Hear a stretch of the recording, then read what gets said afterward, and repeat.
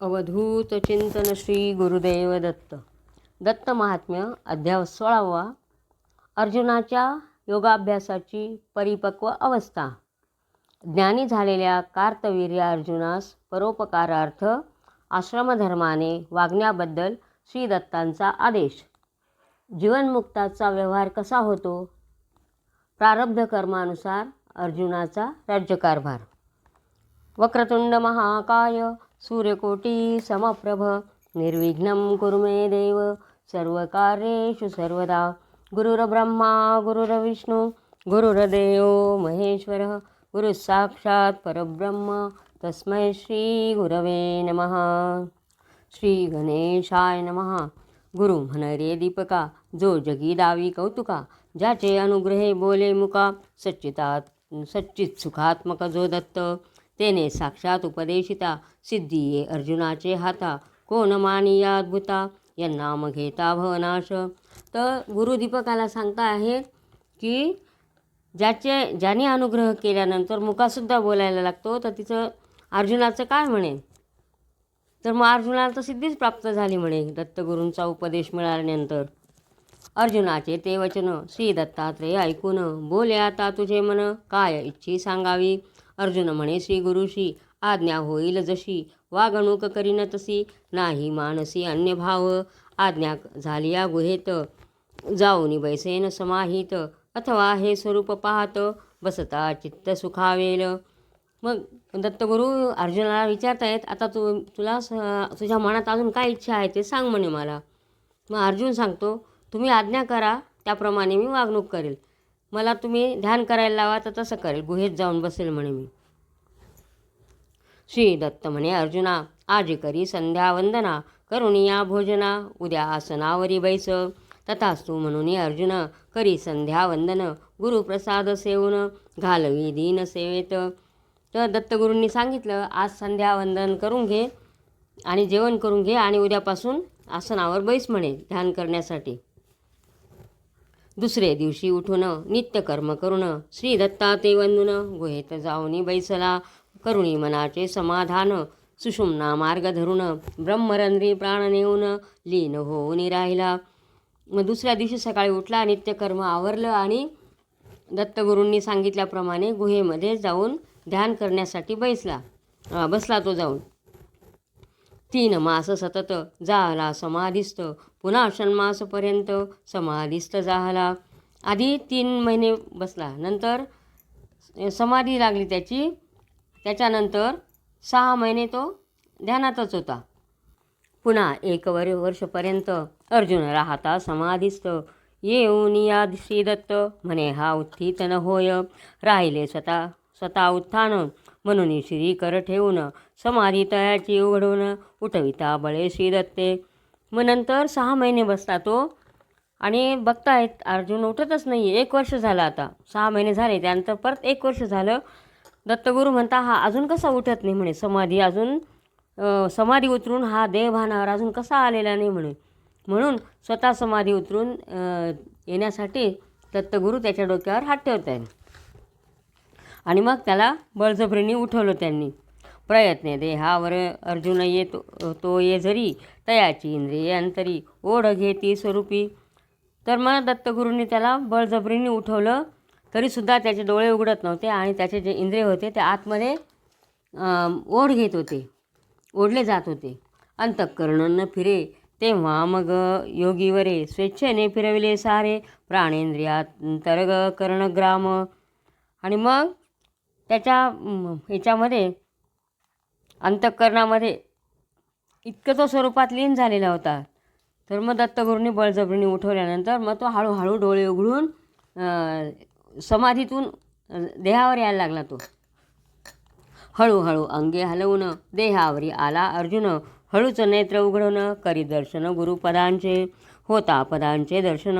अर्जुन झाला तल्लीन समाधी सुख विसरून, नेत्र ताठवून पाहत असे.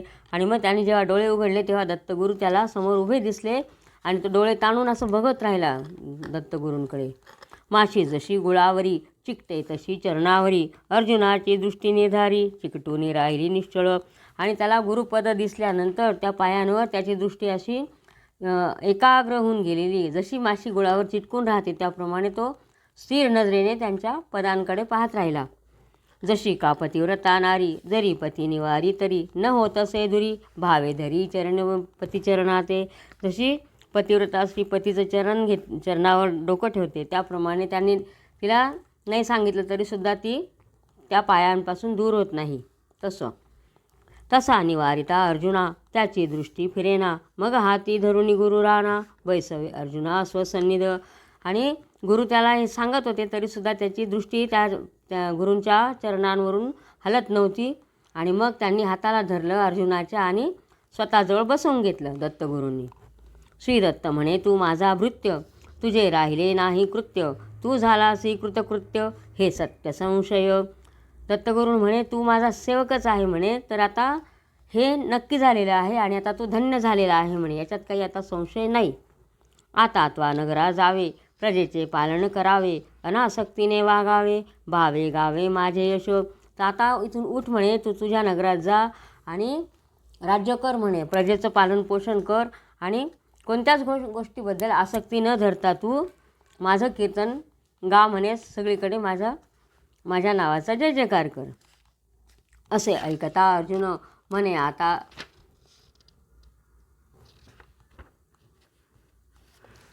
आता कैसे येणे जाणे खुंटले अवघे बोलणे धरणे घेतले तेची. तर मग दत्तगुरू सांगायला लागले तू जा म्हणे असून. तर हे ऐकून अर्जुनाला वाईट वाटलेलं आहे.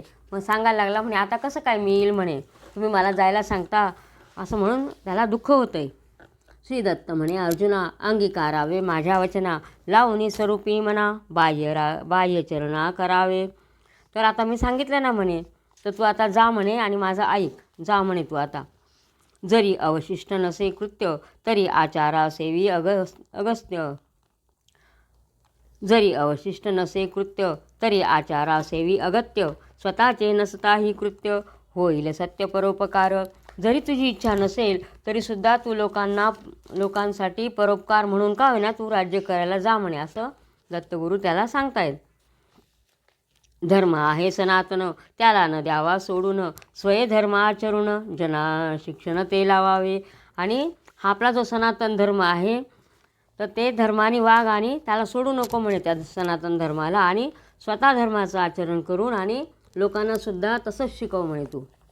येणे होय परोपकार ना तरी सिद्धा पाहुनी इतर वागतील जरी अनाचार होईल संहार संकराने. आणि तू जर असं नाही केलं तर मग बाकीचे लोक म्हणजे इतर जातीच्या मिश्रणाने काय होईल म्हणे म्हणजे लोक तसेच वागायला लागतील म्हणून तू जा आणि हे कर म्हणे परोपकार कर म्हणे. लोकबाधा न व्हावी म्हणून लोक जातील भुलवून असे दाखवावे बाहेरून विपरीताचरण जना माझी. तू गृहस्थ अससी न टाकी वर्णाश्रमासी करी त्रिविध कर्मासी सक्ती मानसी न धरिता. तर तू गृहस्थाश्रमी आहे म्हणे तर तू गृहस्थाश्रमाच्या वर्णाप्रमाणेच वाघ म्हणे असं म्हणून सांगतायत. जे असती मुक्त ते कोठेही न होती सक्त त्याला कैसी अनुरक्त अशी वस्तू जगी नाही. जे काही स्वतः संतुष्ट आहे म्हणे तर त्याला कशाचीच आसक्ती नसते म्हणे तसा तू आहेस म्हणे. तू सर्व गुण म्हणजे सर्व गोष्टींनी संतुष्ट झालेला आहे म्हणे तर तू आता जा म्हणे. सूर्य होता शीतल उष्ण होता चंद्रमंडळ अधोभागी पसरला अनल न मानी नवल जीवनमुक्त. जशी कुग्रामललना नागरी सकांताच्या मना न रमवी तसे मुक्तजना न रमवी जना माझी कोणी. जसं गावातील एखादी वाईट स्त्री असते ती असभ्यप्रमाणे वागते म्हणे पण ती पतीचं मन भुलवू शकते का तर नाही म्हणे. त्याप्रमाणे माझा जो म्हणावा तो मुळीच न होई ठावा ज्याचा हा मी म्हणावा त्याचे गावा नसेची.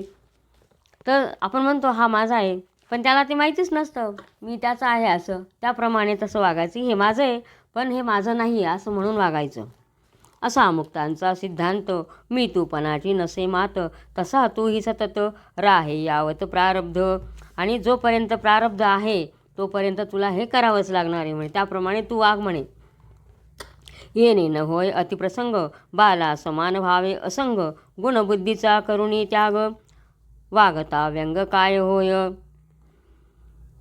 तर वर्णाश्रमधर्मामुळे विरहित वाटेल तसे वागून हे काही होणार आहे का म्हणे. गुणबुद्धीचा त्याग करून तर लहान मुलासारखं नको हे करू म्हणे तू.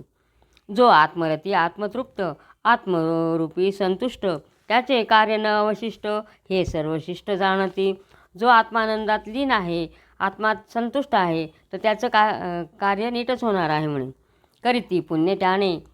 करिता पुण्य त्याने न लगे स्वर्गाप्रती जाणे. पापही करता त्याने नरकी जाणे न घडेल. आणि जो खरंच म्हणजे सात्विकेच्याने वागतो तर त्यांनी पुण्य केलं तरी तो काय स्वर्गात म्हणजे जाईलच तो.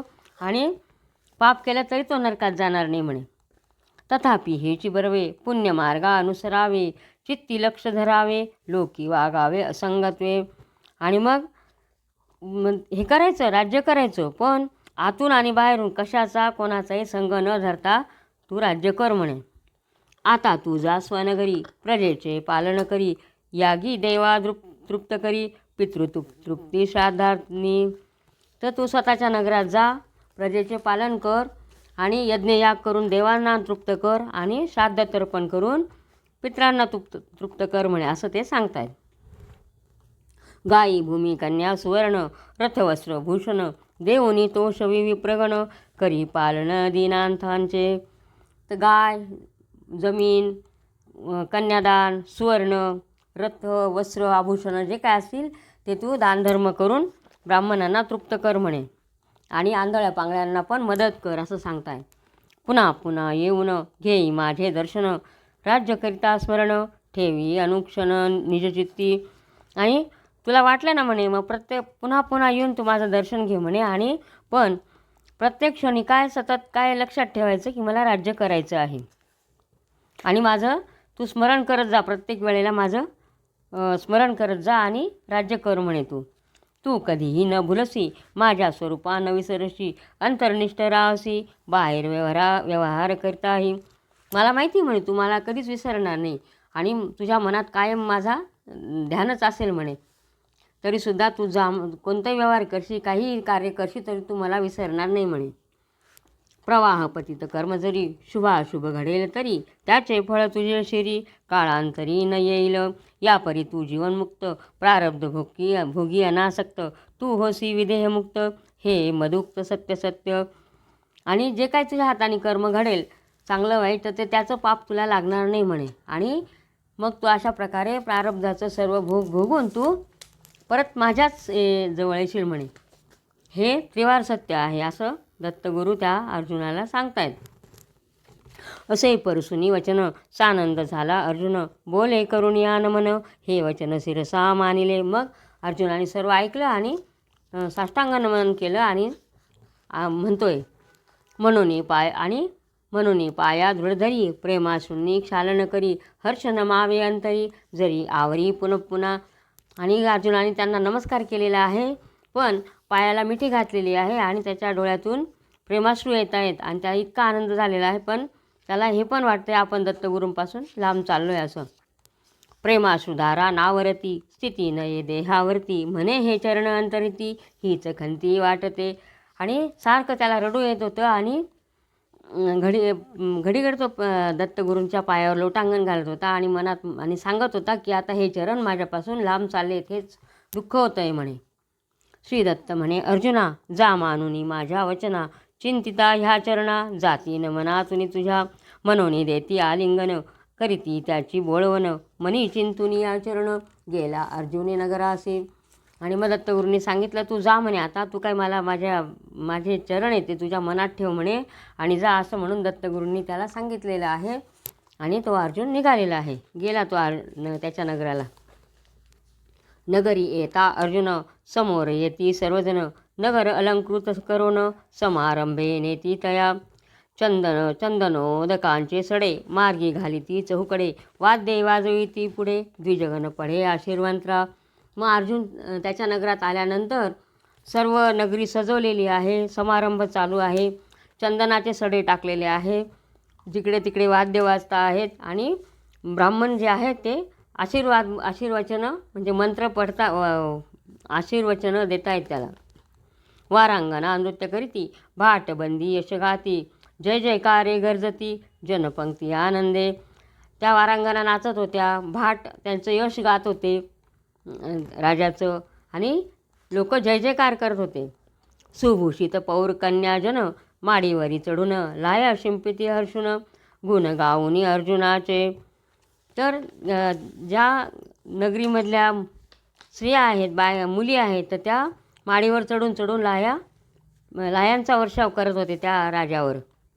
मोत्यांनी तोरणे बांधली, गुढियांची पंक्ती उभारली, शोभवनी गल्लोगल्ली संतोषली सर्व प्रजा. मग गुढ्या तोरणे उभारले, मोत्यांनी सजवले, सर्व केलेलं आहे आणि आनंदी आनंद चाललेला आहे त्या नगरामध्ये राजा परत आला म्हणून. सोन्याची ताटी रत्नदीप घेऊनी सुंदरी आल्या समीप, पाहुनी अर्जुनाचे स्वरूप विरह ताप घालविती. मग सोन्याच्या ताटामध्ये रत्नाचे दिवे लावून त्यांच्या ज्या राण्या होत्या त्या 16 सहस्र होत्या, त्या आल्या आहेत सगळ्या. 16 सहस्र अर्जुनाच्या नारी आल्या रत्ने घेऊनी करी, ओवाळूनी अर्जुनावरी रत्ने दुरी टाकती. आणि त्या आरती ओवाळतात आणि हातांमध्ये रत्न आहेत त्यांच्या, आणि त्या अर्जुनावरून ओवाळून टाकता आहेत लांब असे ते रत्न. ती रत्ने घेऊन धनिक झाले जे दीन, अशा समारंभे करुणी अंतरी अर्जुन पातला. आणि मग ते रत्न ओवाळून जे टाकले त्याच्याने जे गरीब होते ते श्रीमंत झाले म्हणे. अशा प्रकारे अर्जुन आलेला आहे त्या नगरीमध्ये. सर्वांशी बैसवून वस्त्राभरणे देऊन उत्तम गौरव करून यथाधिकारे बोलवी. आणि त्या अर्जुनाने ज्याच्या त्याच्या याच्याप्रमाणे प्रत्येकाला ज्याचा जसा अधिकार असेल त्याप्रमाणे त्याला वस्त्र अलंकार दिले आणि त्यांचा गौरव केलेला आहे.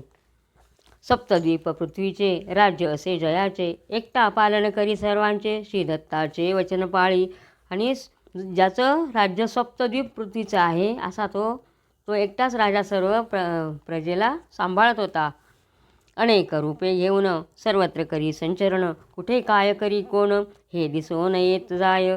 त्याला दत्तगुरूंनी वर दिल्याप्रमाणे मनोगतीने तो कुठे जायचा, कोणतंही रूप घ्यायचा आणि कुठे जायचा, कोण काय करतं कोण काय करत नाही हे सगळं बघून यायचा तो.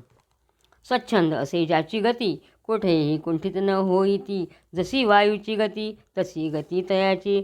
स्वच्छंद फिरत होता तो आणि बघत होता काय चाललंय आपल्या राज्यामध्ये, मनोवेगाने जात होता तो. असुनी स्वये ब्रह्मज्ञ केले 10,000 यज्ञ, जेथे अत्रिप्रमुख कर्माभिज्ञ ऋत्विज प्राज्ञ सर्वही. आणि स्वतः ब्रह्मज्ञानी असून सुद्धा त्यांनी सर्व कर्मामध्ये निष्णात असे ब्राह्मण आणले आणि त्यांनी यज्ञयाग सुरू केलेले होते. किती यज्ञ केले? 10,000 यज्ञ केले त्यांनी. सोन्याच्या वेदी घालुनी सुवर्णमंडप उभारुनी, देवाला बोलावणी समारंभे यज्ञ करी. देवांना बोलून सुद्धा सोन्याच्या वेदी घातल्या आणि सोन्याचं मंडप घातलं आणि त्यांनी यज्ञ केलेले आहेत. दिव्याभरणे लेऊनी देवश्रिया घेऊनी, येती विमानी बैसुनी देवयजनी अर्जुनाच्या. आणि वस्त्रालंकाने नटून सर्व आभूषणं घेऊन देवांच्या पत्नींसह देव विमानामध्ये बसून आलेले आहेत. तेथे अप्सरा नाचती, गंधर्व सुस्वरे गाती, विप्रही वेद पढती, पुरंद्री गाती तत्कीर्ती. तर मग त्यांच्या याच्यामध्ये अप्सरा नाचत होत्या, गंधर्व गात होते आणि सुवासिनी पुरंद्री म्हणजे मुलं आणि पती असलेल्या स्त्रिया त्यासुद्धा राजाचं गुणगान गात होत्या. असे भूप करी याग, देवा यथेच दे हविर्भाग, ब्राह्मण ही वेद पारग, सांग करीती अनुष्ठान. आणि मग अशा प्रकारे यज्ञ करून प्रत्येक देवाला ज्याचा त्याचा हविर्भाव तो देत होता, हविर्भाग देत होता. आणि तिथे कोण होते? सगळे वेदांत पारंगत असे ब्राह्मण अनुष्ठान करत होते. भूमी सुवर्णधनान्न विप्रादेयी कन्यादान, तृप्त होती द्विजजन पक्वान्न परमान्न जेवणी. भूमिदान, सुवर्णदान, धन धान्य सर्व द्यायचं व कन्यादानसुद्धा केलं त्यांनी. अशा प्रकारे सगळं ब्राह्मणगण त्यांनी तृप्त केलेले आहे. अन्नदानही केलेलं आहे. दक्षिणेसी फोडी भांडार, यथेच धन नेती द्विजर, रीतेन होय कोशागार, सिद्धी सादर राहती तेथे. आणि त्यांनी दक्षिणेचं जे कोशागार होतं ते त्यांनी मुक्त करून दिलेलं आहे. आणि तिथल्या ब्राह्मणांनी यथेच असं धान्य नेलेलं, आपलं धन नेलेलं आहे. आणि ते परत म्हणजे परत ते भरून जायचं. कारण काय? त्याला सिद्धी प्राप्त असल्यामुळे ते रिकामं होतच नव्हतं. रौप्यखूर स्वर्णशृंगी सवत्स धेनू शोभनांगी पयस्विनी नानारंगी देई सात्विक वृत्तीने. आणि सात्विक वृत्तीने तो काय द्यायचा? रुपयाचे खुरं असलेल्या सोन्याचे शिंग असलेली जिला तिचं वासरू आहे आणि भरपूर दूध देणारी अशा वेगवेगळ्या प्रकारच्या गायी पण त्याने दान केलेल्या आहेत. धर्मे राज्य करी अर्जुन अकाळी कोणा नये मरण न होती उत्पात दारुण नसे दुर्भिक्ष त्याचे राष्ट्री. तर इतका तो छान राज्य करत होता. त्याच्या राज्यामध्ये सर्व सुकाळ होता. तिथे कोणाला अकाली मरण येत नव्हतं, दुष्काळ पडत नव्हता आणि काहीच उत्पात वगैरे काहीच होत नव्हते. यथा काळी पडे पर्जन्य सर्वत्र उत्तम पिके धान्य लोक होती वदान्य मान्य राजा राज्य करी. सगळीकडे समृद्धी होती, सुख होतं, सगळं होतं, उत्तम पिके द्यायचं, वेळेवर पाऊस पडायचा, असा तो सर्वांना मान्य असा राजा झालेला होता. कोणी नसती वंध्याना नगरी फळे पुष्पे असती वृक्षावरी विधवा न होई भूमीवरी न करती चोरी कोणीही. त्या नगरामध्ये वंध्या कोणीच नव्हत्या. फळा फुलांनी झाडंसुद्धा बहरलेले होते आणि स्त्रिया कधीच विधवा होत नव्हत्या तिथल्या आणि चोरही नव्हते तिथं. मूषकादी उपद्रव न होती कोणी अधर्म न करीती सकळ लोक धार्मिक होती कार्त्यवीर्य राज्य करता. इतकंच काय, त्यांच्या राज्यामध्ये उंदीरसुद्धा त्रास देत नव्हते म्हणे. अधर्म नव्हता, सगळीकडे धार्मिक होतं. अशा प्रकारे त्याचं सुबत्ता असलेलं राज्य चालू होतं. खड्गचक्र धनुर्बाण आपुल्या करी घेऊन अनेक रूपे धरून फिरे अर्जुन सप्तद्वीपी ज्याचा रथ इच्छागमनी हिंडे सकळ मेदिनी अर्जुन त्यावरी बसवणी पाहे नयनी सप्तद्वीपे. तर सप्तद्वीपांचं जे त्याचं राज्य होतं तर तो काय करायचा? हातामध्ये खड्ग धनुष्यबाण चक्र सगळं घेऊन आणि वेगवेगळ्या प्रकारचे रूप घेऊन ह्या सप्तद्वीपामध्ये तो जायचा आणि फिरायचा, कारण त्याच्याकडे इच्छागमनी असा रथ होता. क्वचित कोणी करता चोरी स्वये जाऊनी धरी तो दंड्य होई तरी ठार मारी धर्मात्मा दुष्टांचे करी शिक्षण शिष्टांचे करी पालन सर्वांचे अंतःकरण ओळखी क्षण न लागता. जर कोणी चोरी केली तर त्याला मारून टाकायचा आणि नंतर दुष्ट असतील त्यांना शिक्षा करायचा, चांगले सदाचारी असतील त्यांचं पालन करायचं. अशा प्रकारे तो त्याला आणि कोण कसा आहे हे त्याला लगेच लक्षात येत होतं. अदंड्या दंड न करी दंड्या शास्त्रोक्त दंड करी क्रोधे लोभे कोणा न मारी कामारी परी विरक्त. जो खरंच शिक्षेस पात्र आहे तर त्याला मारायचंच आणि जो निरपराध आहे त्याला कधीच शासन करत नव्हता आणि रागाने पण कोणाला मारत नव्हता असा तो. भलते कोणी सांगता कानावरी न धरी सर्वथा भलती चीड घालिता न मानी सर्वथा धर्म देतो. आणि कोणी जर काही त्याला येऊन सांगितलं ते स्वतः बघितल्याशिवाय तो विश्वास ठेवत नव्हता कोणत्याच गोष्टीवर. पूज्यांचे ठेवी सन्मान ब्राह्मणांचा ठेवी बहुमान हे भूसूर असे मानून देई वस्त्र तयासी. जे पूज्य आहेत त्यांचा मानच राखायचा तो आणि ब्राह्मणांना पण वस्त्रभूषण द्यायचा. असा राजा जीवनमुक्त हो निया अनासक्त कधी न हो विषयासक्त ठेवी दत्तपदी मन. असा हा राजा कशाचाच त्याची आसक्ती नव्हती आणि कायम त्याच्या मनामध्ये दत्तगुरूंवर श्रद्धा होती. एके दिवशी फिरता कर्कोटकाच्या सुता देखिले दुराचार करता जाता झाला तत्सन्निध त्यांशी करुणिया युद्ध तया केले बाणसिद्ध करुणिया तयाबद्ध त्याचे समृद्ध राज्य घेई. तर एके दिवशी तो असाच फिरत असताना त्यांनी कर्कोटकाच्या मुलाला वाईट वर्तन करताना बघितलं आणि त्यांनी त्याच्याशी युद्ध केलं आणि त्याचं जे राज्य होतं समृद्ध असं ते त्यांनी घेतलं, हिरावून घेतलं. तेथे पुरी वसवून हजारो स्त्रिया घेऊन नर्मदा तीरी येऊन क्रीडा करुणी राहिला. आणि मग त्याने तिथं पण एक नगर वसवलं त्या राज्यामध्ये. नंतर त्याच्या ज्या हजारो स्त्रिया होत्या त्यांना घेऊन त्या नर्मदाच्या नदीमध्ये क्रीडा करत राहिला. भुज सहस्रे करून नर्मदेशी पूल बांधून प्रवाह पूर्वेस फिरवून क्रीडा करुणी राहिला. त्याचे 1000 बाहू होते. त्या 1000 हातांनी त्याने नर्मदेवर पूल बांधला आणि तिचा जो प्रवाह होता त्याने पूर्वेला फिरवून घेतला आणि तिथे तो क्रीडा करत होता. मनोहर वैजयंती माळा घालून या आपुले गळा करुणी स्त्रियांचा गोळा क्रीडा करुणी राहिला. देवविमानी चकित पाहती किन्नरींच्या निर्वी सुटती अप्सरा भुलोनी जाती क्रीडा पाहता अर्जुनाची.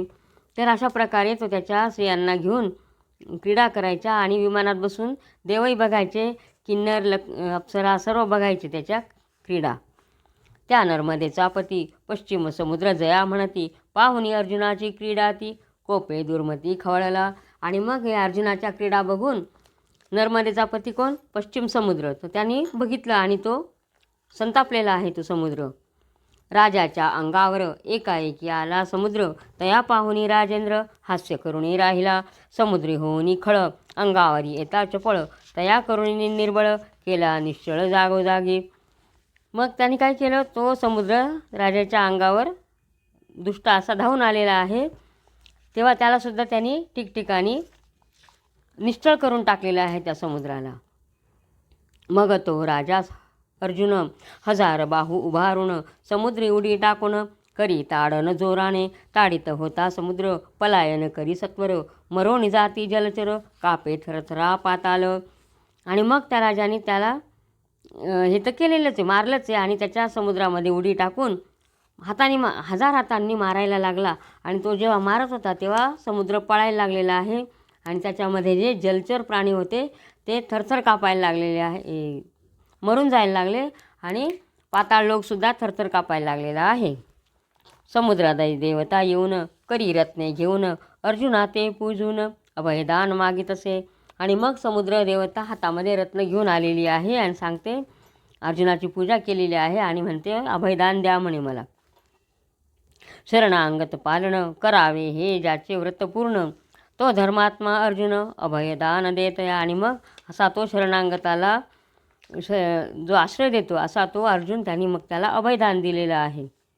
जया नाही विषयाची गोडी, मग कैसी स्त्रियांची आवडी, प्रारब्ध कर्म देहा ओढी, आसक्ती थोडी सुद्धा न त्याची. मग असा जो तो विरक्त होता म्हणे, ज्याला विषयाची गोडी नाही, मग हा बायकांबरोबर क्रीडा का करत होता? तर त्याला त्याच्या देहाची ओढी नव्हती, देहाची ओढ नव्हतीच त्याला, पण त्याचं प्रारब्ध म्हणजे त्याचं कर्म होतं, त्यामुळे तो तसा करत होता. समुद्र जले भरता असता, इच्छा नसोनी नद्या येता, तया मागे लोटुनी न देता, घेई स्वांकरी प्रारब्ध भोगे. समुद्र इतका पाण्याने भरलेला असतो म्हणे, पण त्याच्यामध्ये इतक्या नद्या स्वतःहून येतात, त्याला लोटतो का समुद्र? त्याप्रमाणे. कारण का? तर ते त्याचं प्रारब्ध भोग असतो व तसा मुक्त ही निष्काम, दैवे येऊनी मिळता काम, तया भोगिता इंद्रिय ग्राम, नक्षोभे उपशम पावला जो तो. त्याप्रमाणे दगडाप्रमाणे सतत बसणे हे जीवनमुक्तिव्रत, म्हणती ते केवळ अज्ञात, श्रुती सिद्धांत नेनती. शास्त्राप्रमाणे प्रबळ ज्ञान, साधका मिळे ते पूर्ण, अज्ञान तत्कार्य नाशन, करी कर्म हे चितयाचे. तर श्रुतीचा सिद्धांत असा आहे, नुसतं जे काही जीवनमुक्त व्रत आहे ते केवळ अज्ञान म्हणे. मग शास्त्राप्रमाणे ज्ञान मिळवून जे आपण कार्य करतो हेच ते कर्म असं, त्यालाच कर्म म्हणतात. त्या ज्ञानाचा नाश करी असे, विशेष प्रबळ प्रमाण नसे, म्हणून आत्मज्ञान न नासे. कसे तरी वागताही नाश करणे प्रारब्धाचा, हा धर्म नसे तयाचा, नाश करणे आवरणाचा, हा तयाचा धर्म होय. म्हणून या तत्त्वज्ञानी प्रारब्ध भोगुनी राहती जनी, भोगाचा शीन न घेती म्हणी, ते जाणूनी प्रारब्ध.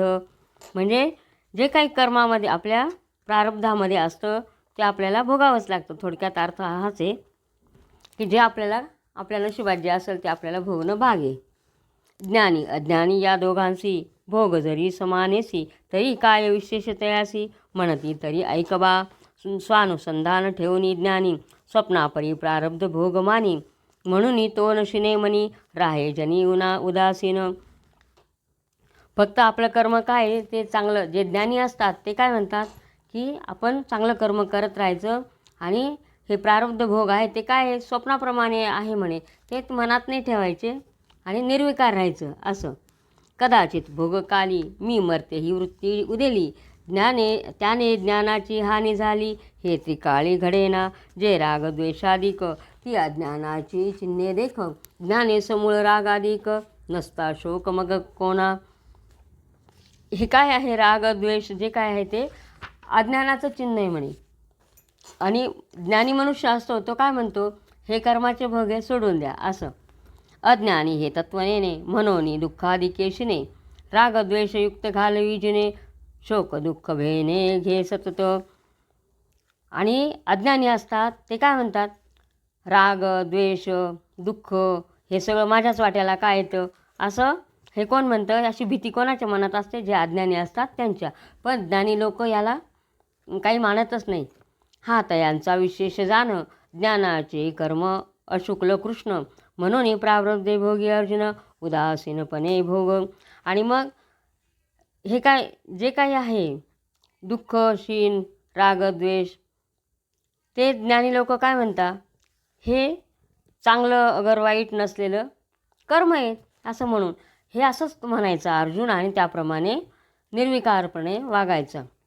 इति श्रीमत्परमहंस श्री वासुदेवानंद सरस्वती विरचिते श्री दत्त महात्म्ये षोडशोऽध्यायः. अवधूत चिंतन श्री गुरुदेव दत्त.